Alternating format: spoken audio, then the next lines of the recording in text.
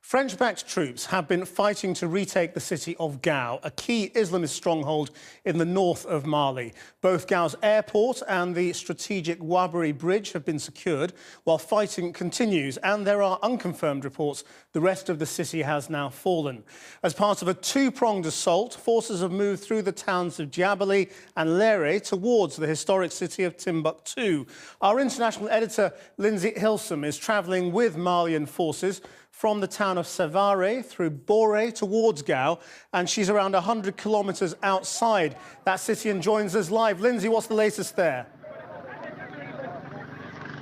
Christian, I'm in a small village called Gossi. We have just arrived here with this enormously long convoy of Malian forces, about 100 vehicles or more, I would say.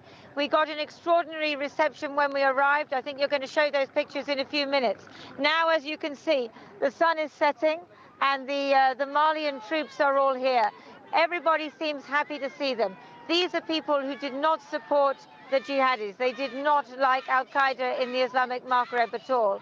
And they've been coming up to us and shouting, "Vive la France, vive François Hollande, and Mali, Mali." Just explain the importance of Gao to us, Lindsey.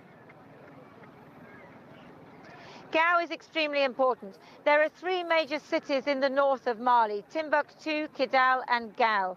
These cities have been under the control of the jihadis for about 9 months now.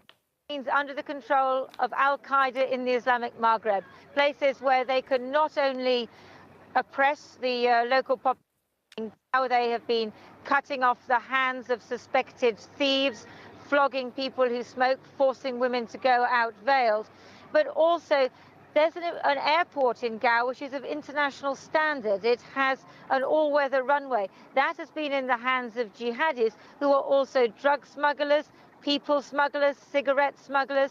It's been what they call an ungoverned space, which the jihadis have been able to use.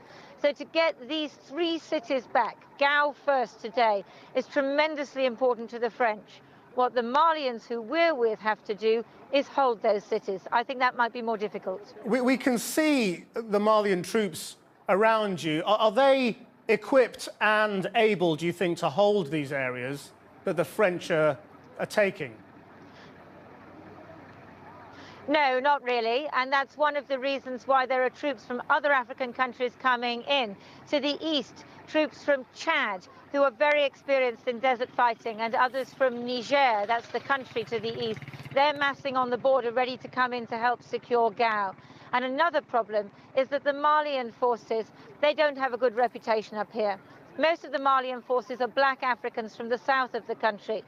The jihadis did get some support from Tuaregs and Arabs, lighter-skinned people, many of whom live in the north. And there have been exactions, there have been human rights abuses against the Tuareg by the Malian army. So one of the key things is going to be, how does the Malian army behave? If it behaves well, they have a chance of holding Gao. If they behave badly, they're going to lose any support from the population, which they have at the moment. And what is happening to the Islamists? Where do they go? Do they just melt into the rural areas, or what?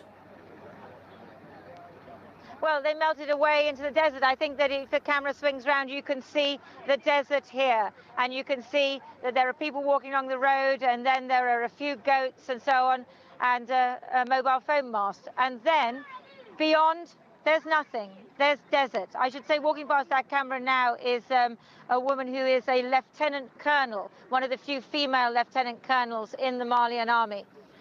What has happened to the jihadis is that they have gone away. Some of them have also just melted back into the city, taken away off their jihadi-type clothing, pretending to be normal citizens again. Now, they're not gone forever. They'll be back. There'll be a guerrilla war here, and that, again, is going to be a test in the coming months. For now, Lindsey Hilsum, thank you very much.